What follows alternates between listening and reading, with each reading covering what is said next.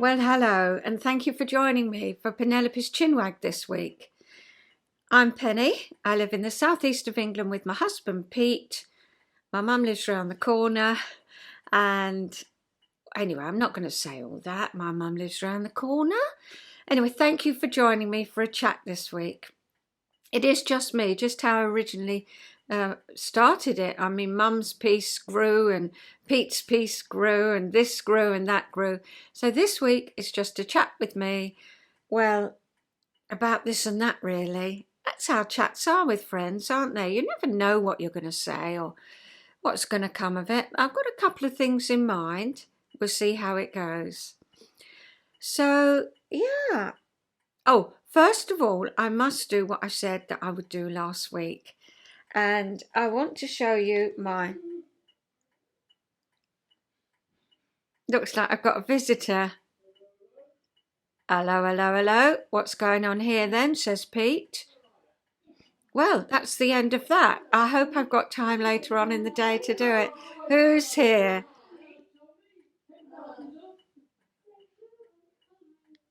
Do you want to come on through?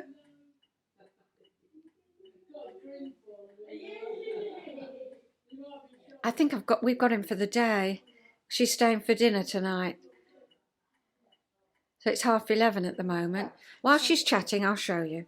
This is the Dust of Snow shawl from Helen Stewart. I said I'd show you last week. And can you see how all the colours meld? It's really beautiful. And it's lovely to wear. You can wear it long, just round your neck. You can pop it round, whatever you want. Lovely. And this is the Silver River shawl. You start there and a little stitch. I have shown you, but it was one of my really early episodes, and that is a beautiful shawl. Do I stand up? Well, so that's the Dust of Snow.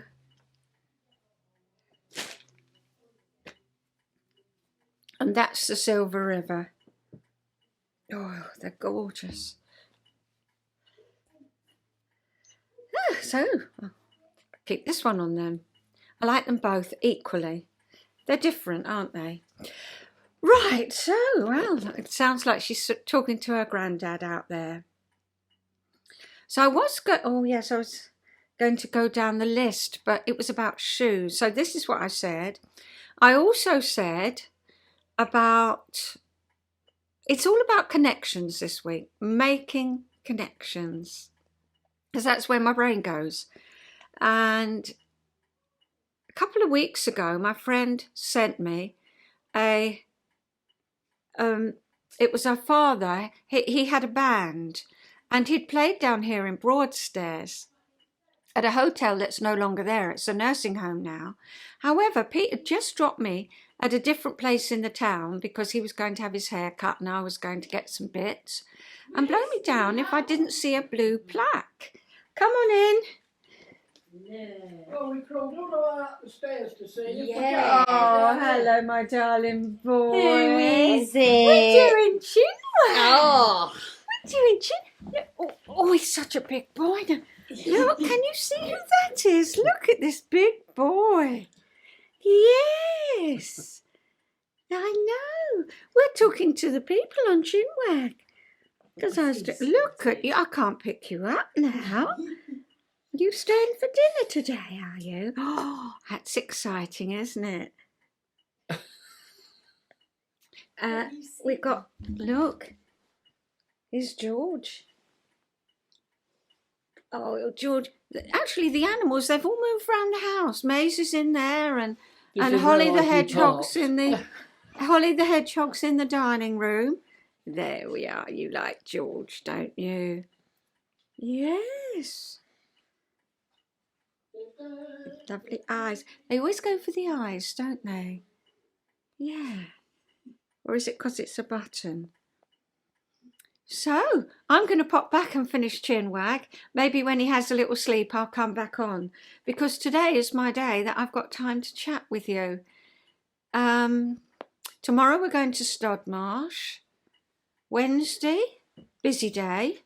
Thursday, seeing some friends. Friday. Well, Chinwag goes out on Friday, so yes, today's the day. Oh, buttons all down the cardigan as well. He's a super boy. Aren't you? Well, perhaps I could carry on doing Chinwag with you on my lap. Mummy won't mind, will she?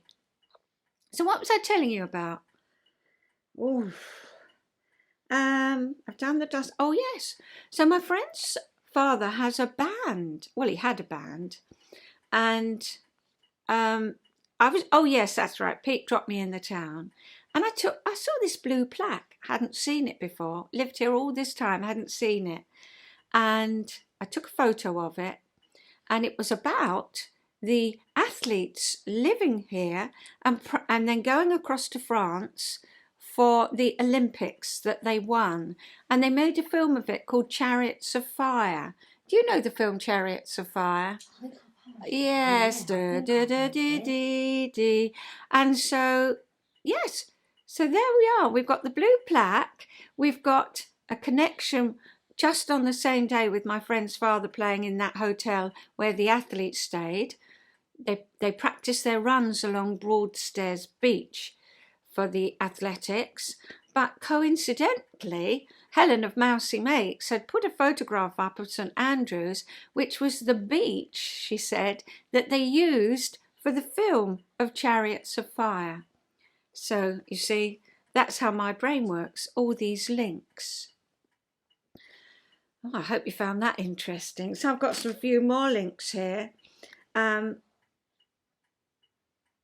I was going to tell you how Pete and I met, because you said you'd like to hear. Would you like to hear how Great-Granddad and I met? I bet you would. I worked at a place called Edmonton in North London, and I was secretary to a solicitor. And I used to have to get the bus to Bowes Road, which is where Pete used to live, where he was brought up, but then, of course, he moved to Potter's Bar. And I used to then have to get another bus to my house. And I got off the bus, waited at the next bus stop. And you do the same thing every day, don't you? And you get to know the people at the bus stop at the same time. Anyway, this girl and I got chatting. Oh, you know, it was only over a couple of weeks. And she said, it's my 21st birthday party. Would you like to come on Saturday? Oh, I didn't know. Well, I wouldn't know anybody. I didn't know her. I'd only met her at the bus stop because we were chatting away at the bus stop. And I said to my mum, she said, oh, go. I said, all right, I'll go. So I went. Well, Pete was in the army, you see. We had that last week and he was home on leave. And yeah, his mum and dad still lived in Potter's Bar then. And 21st birthday party. Would you like to come? Because he knew her. Oh, he said to his mum, I've lost contact with her because I've been in the army. I won't know anyone. Oh, she said, go, you might enjoy yourself. So there was I, sitting down at this table all on my own. It was in like a village hall. And they had a bar, behind the, pulley doors, and they had food, but I didn't know anybody. So I was sitting there, twiddling my thumbs really, and in walked Pete. That was it. I just saw him. I thought, oh, giddy aunt, he's not going to notice me. He won't notice me. What can I do? So I went over to him and I said, excuse me, I said, but I feel a bit embarrassed getting myself a drink on my own. Do you mind getting me a drink? Oh, he said, no, I don't mind. What's your name? And that was it. Quite frankly, that night, he said, do you want to come back and stay at mine? Well, that wasn't heard of in those days. If I said to my mum and dad, I'm going to stay with someone I don't know, well, I mean, even now you wouldn't do it, would you? Anyway, I phoned my mum and dad and I said, look, I've met this really nice guy and I'm going to stay at his home. He lives, in Potter's Bar, and his mum and dad are home and it's all above board. Can I stay? Surprise, surprise, they said yes. So I stayed the night. And the next day was his mum and dad's going away party because they were moving to Devon. So the next night, all of Pete's friends, and he had a lot of friends, they all met round his house. They all loved his mum and dad. It was something I had never really experienced. So, of course, that evening I went back and, yeah, well, I went back. Well, Pete spent a lot of time with all his friends and I didn't know where I stood really. And this guy, Ronnie Upcraft, I said, I need a lift home. Well, of course, Pete couldn't drive. I mean, you know, he had his provisional licence. Everyone always sat next to him. And it was his party. Well, his mum and dad's going away party, so he didn't really want to leave, take me home. So Ronnie Upcraft said, shall I take you home? I said, oh, thank you. I suppose it was about a 20-minute car drive. And he said, are you going out with Pete? I said, well, I don't know. I thought I was, but I don't know. You know, he's mingled a lot tonight and that's how I felt. So he said, well, if you're not going out with him, will you go out with me? So I said, oh, no, not really. I'll see what happens. Anyway, next thing I know, I got a phone call. That was on the Tuesday. I got a phone call. You've left your gloves. I always wore leather gloves. I love leather gloves and handbags. And you've left your gloves at my house. Shall we meet under the clock in so-and-so station in London? Because obviously he was in the army and he was posted up there. So that's where I met him. And quite honestly, 6 weeks later we got engaged. And a couple of weeks after that, I said, let's buy you out the army. And that's when we started saving and saved the money. And then as soon as we bought him out the army, saved the money for a deposit on the house. So it's £500 to be out the army and £500 for the deposit on the house. And the house cost £5,000. So yeah, so that was how we met, just through me chatting to a girl at a bus stop. So that's what I had on my list to chat about. And I've got the shoes I want to chat about, and I want to talk about Scheepjes. Well, Scheepjes is I think that's how you say it. Dawn of Dawn Days has done a short on how to say it. And I think it's Scheepjes. Anyway, she says, oh, so this is what I've got in the pipeline to make. I haven't started it, so I haven't written. And these labels keep falling off. They're hopeless. I think I've got to stick it down with a bit more round it. I'm going to make the chimp. And so I've got the chimp, the book, and his wool all ready to start the chimp. And of course, I knit it with Scheepjes. Scheepjes. And she said it means ship in Dutch. And there's the little ship, you see, it's its logo. So, of course, one thing led to another. I thought, why has a ball of wool got a ship for its logo? So, you know me, I had to look it up. And the history of the Scheepjes Wool brand is closely linked to the place where it all started and ended, in Veenendaal, in the province of Utrecht. From the second half of the 15th century until the end of the 17th century, peat digging and cutting and beekeeping were the most important resources of income in this town and its close proximity. But when the peat valleys were exhausted and digging was no longer profitable, the processing of wool, that's what took over. The wool was dyed, and at the end of 1949, its 150th anniversary, it received a royal warrant.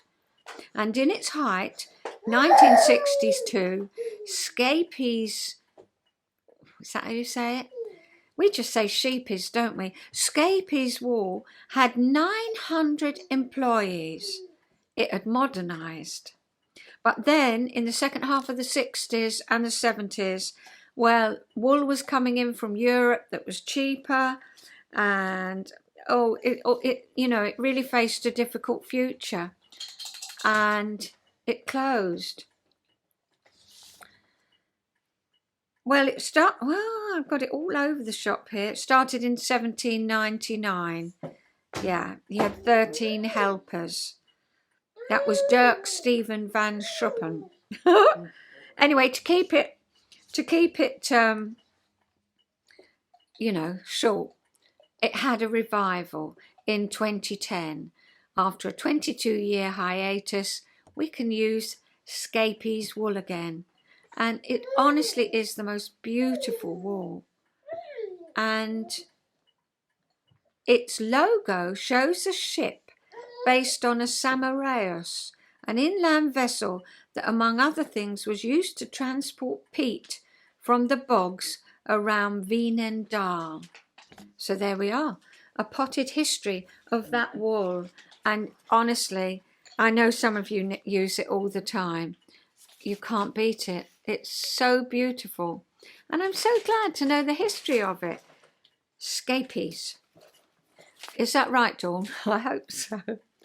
So one thing led to another. As you know, I did my wardrobe out this week. Hence, I'm using some different clothes that I'd lost track being in the back. But I went to Holland with our girls, and I bought these shoes. Yeah, well, it says these are made in Sweden, but I actually bought them in Holland. How funny is that? And I wore them and wore them and wore them. They're leather, could do with a good polish. And I might resurrect them. I've had them healed. I wore those for years. Anybody that knows me. Of course, I now wear the old, what they called? Crocs. But before I wore the Crocs, I wore the clogs. They're not really proper clogs, are they? But I wore them all round Holland. And I'm going to put some pictures up here. We went to Holland. We went to De Efteling with our friends, but that was another year. But we went when Nicola was 13 and Kim was 17. And I've got all the photos here. Oh, the little swallows were landing where we stayed. And now this is a cave facet jacket I made. So what year was this? 1986. I didn't keep hold of it. How silly of me. There it is. I've knitted it myself. All with different textured wool. Some was thick, some was thin.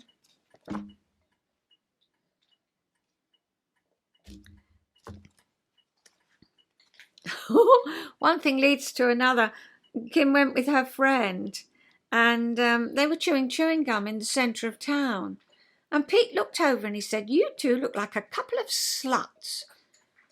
Oh, Kim's friend thought, and she says, "I've never chewed gum since."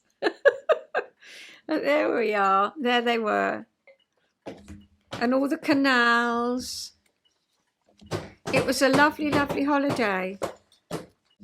Oh, look, I'm quite pleased to find these. There's the jacket. It was a cave facet kit. Fancy not keeping hold of it. All the boats. And we went to Anne Frank's house, and it really, really was a memorable visit. There's me hanging around a lamppost. Funny the pictures you took in those days. See, I've got the shoes on. Oh, people in their national costume. Here I am.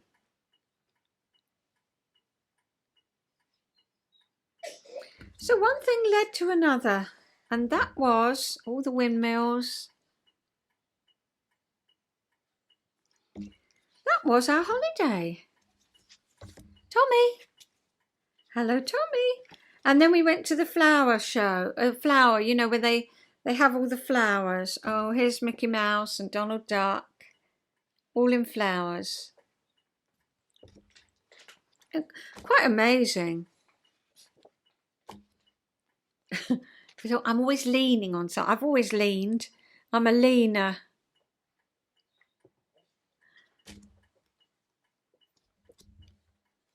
And me with Nicola, who's Tommy's nan. That's Tommy's nan. Here's a connection, Tommy. So that was 1987, and that was where we stayed. It was the first ever centre parks that opened in Holland. So Kim was 17 and Nicola was 13. So you see, that prompted me to look at those because I got the shoes out of the wardrobe. Good boy, waiting for your afters. You were such a good boy, didn't grumble. And then I wanted to show you these shoes. Well, these shoes I wore for Kim's wedding, and yeah, they are so comfortable and I can't part with them. I've worn them ever since, and she's been married, what did we say? 34 years, and I'm still wearing them. There's nothing like a good pair of shoes, is there? And then for Nicola's wedding, I bought these. Oh, they're full of dust. Because you see, we haven't really been out, what with COVID and everything. They've got a lovely silk covered heel. Well, obviously it's leather, but it looks like silk. It's a really iridescent leather and suede front. So that's what I wore for Nicola's wedding. And I'll put on the screen what year Nicola got married, and I'll put some photos up of the girls, and I'll put some photos up of my wedding.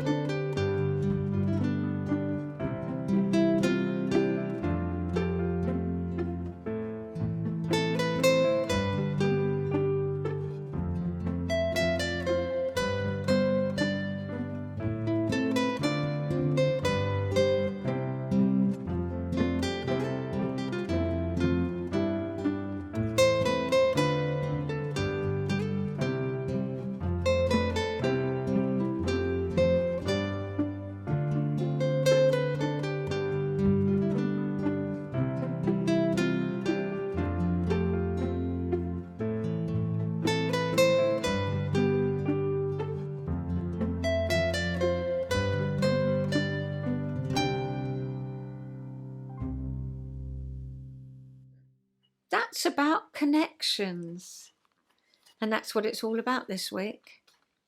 So I'm going to do a fascinating fact now about a snail and how engineers have made the connection with the snail to make our lives better.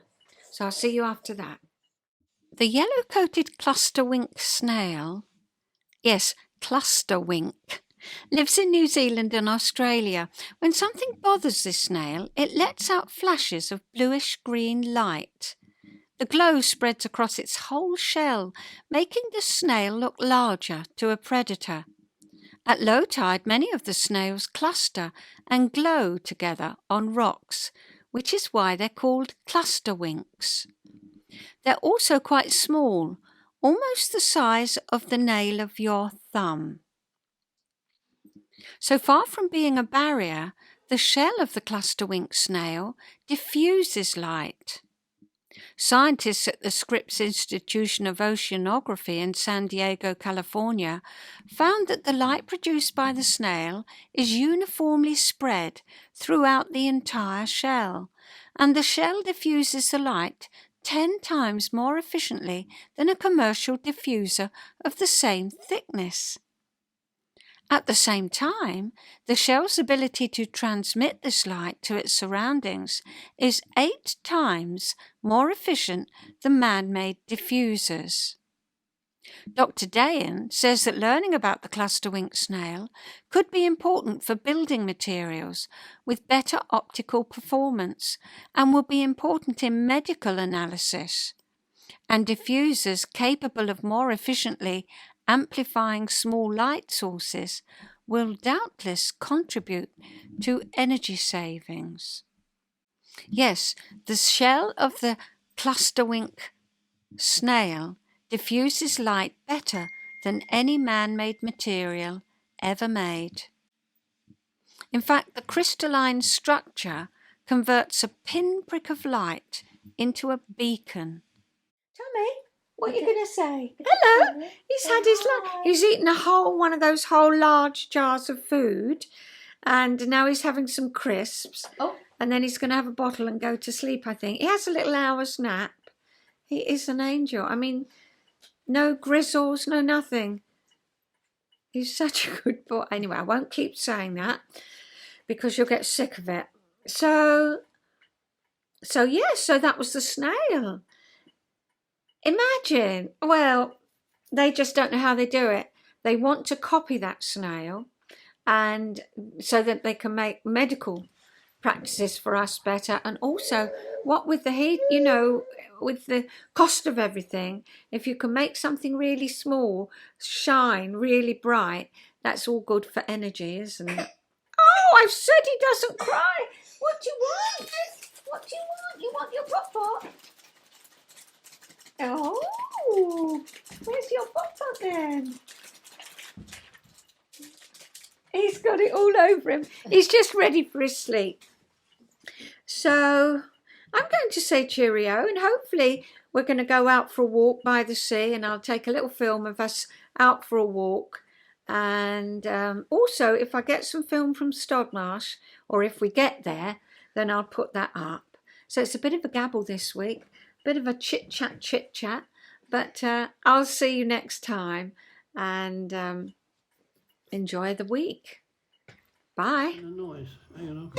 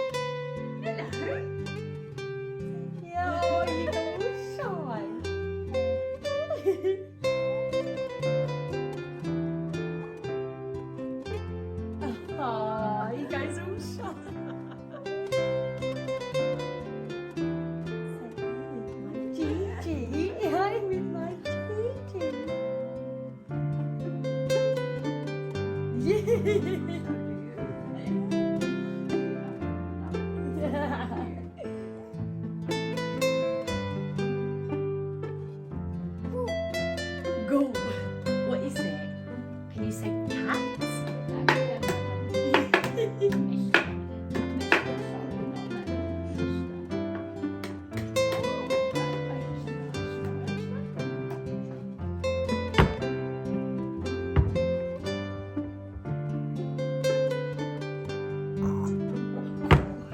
He goes, oh, if anything's really exciting, and it massively is because he's just standing up over this door.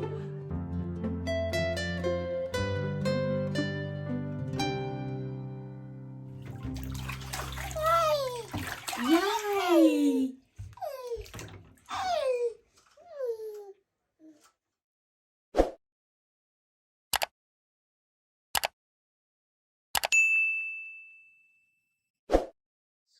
I'm just doing this square, as you know, for baby's quilt. It would be the same for any shape any type of hand sewing. So that's what we're aiming for. And to get it beautifully right, if you like, I was taught to use sandpaper. So you get your piece that you've cut out. Obviously I can't say what shape yours will be, but we were taught whatever shape it is, you cut it out with breakfast cereal, or I've just got some card, and you put it on the piece, and very lightly you put little dobs very lightly in the corner. It's amazing how that goes through. So just very lightly, and then slant your pencil inwards, so it goes right along the shape. I mean, you can buy these if you know what shape you're doing, but we were always taught to cut out. Then it's very simple. So now I've drawn that on the fabric. I think you can just see that. Well, then I'll do it with the other piece.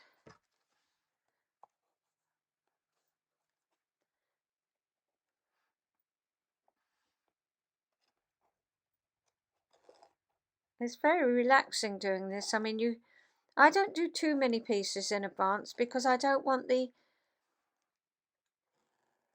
I want the pencil marks not to sit there for ages. Put the two pieces together like that. I've got a little, what we call a mouse. My teacher made me a mouse, and then I've just made it. It's just a piece of stuffed fabric that you can make along like that shape, and you don't need many pins. That's what I like about this. And then you've got your little dot in the corner. See if I can come up closer. That's it, like that. You get your little dot in your corner, and you put your pin in the little dot, and then you turn it over and match. It becomes like a little dance. It's just something you do and pop your pin in, and then put your pin in there, match your line up. If you get that about right, but this just shows you how different it can be. You can't just draw that line a quarter of an inch from the edge, because this might not be accurate that you've cut out. I mean, hopefully it is, but it might not be. And then I put one in the middle, just flip it over, and now because those two ends are lined up, that lines up too. Okay, so now I've got my little piece pinned. I then make a knot. You think women have been doing this for years and years, and they've done it in their own way. I hold the needle, twirl the cotton twice round the needle, get a hold of the cotton, push the needle through, and you pull the knot down to the end. You can rewind that to see if that again. Then I hold it like that, take the pin out, I pop it into the dot. I've held it so it hasn't moved. Put that in, and I do a little back stitch. We always want it to hold firm. Then I do 3 little running stitches, or 2, maybe 2 little running stitches, because it's very small, this piece. It's 2.5 inches, this piece, and I do another little back stitch. 2 little running stitches, and funnily enough I always use the thimble, but my thimble's downstairs, and a little back stitch, another little stitch. You don't have to run, you can do them singly, and another little back.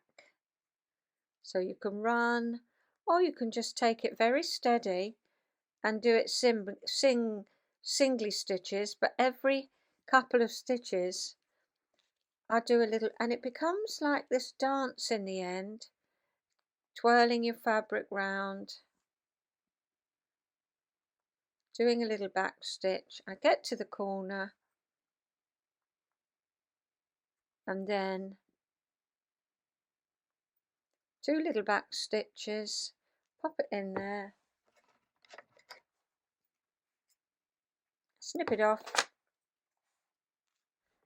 and when you open it up, you see that doesn't look as if it's absolutely perfect, but it will be, because we know that 2-inch square was drawn exactly round. That's the most important piece, rather than the, although if you get accurate cutting, that's brilliant too. And there you have your pieces sewn together. And you can sew all manner. When I get the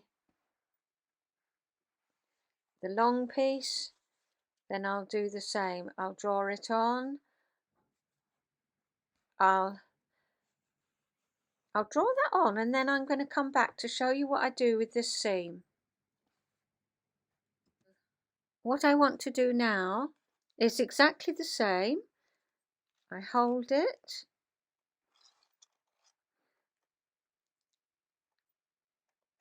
I put it in where the pin was,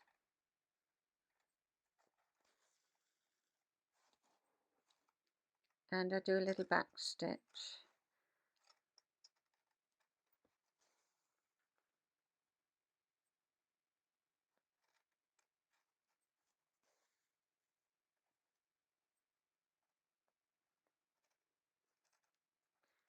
Oh, it's hard to film because I'm sitting at an awkward angle so that you can see my stitches. Hopefully you can.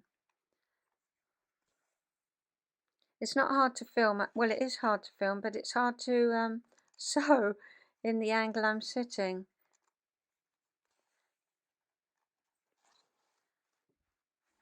As I don't want you to see my hand rather than the fabric. I'm just going to show you what I do when I get to the seam. I'm holding that seam out the way.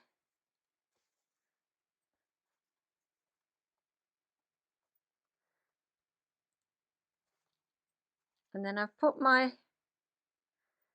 come up in that dot. So there's the dot, and I'm coming up in that dot. And then I'm going to flip the seam over, and I'm going to go down again on this side of the seam, so into the dot. Then I go through that seam, and then I come through again. That really makes a beautiful connection. You can do that again if you want, and then carry on sewing. I'm just going to put it down and carry on sewing.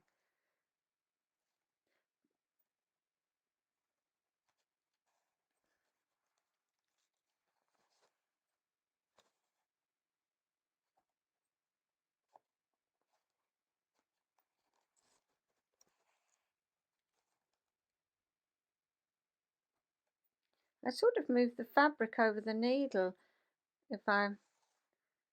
so then I've come up in the dot. I'm going back down through to aim for this dot on this side. I'll go through the fabric,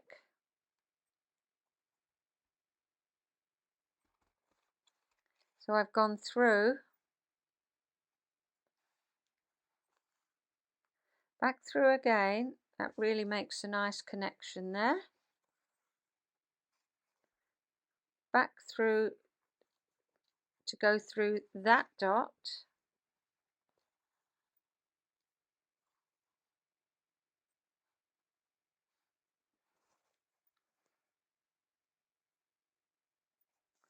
And then if you have your hands on the table, you can move that fabric over the needle.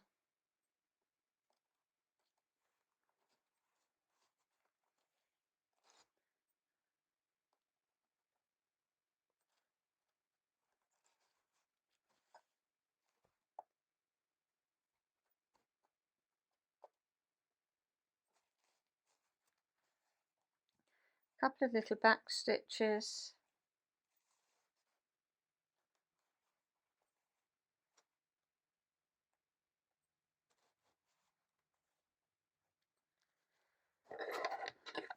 Fasten off. Open up. There you have it. Exactly right. That's the thing about patchwork. If it's right, it's a lot easier in the end because you haven't got bits to cut off. Oh, bits that don't match up. So that's how I do my little running stitch. I hope you found that helpful.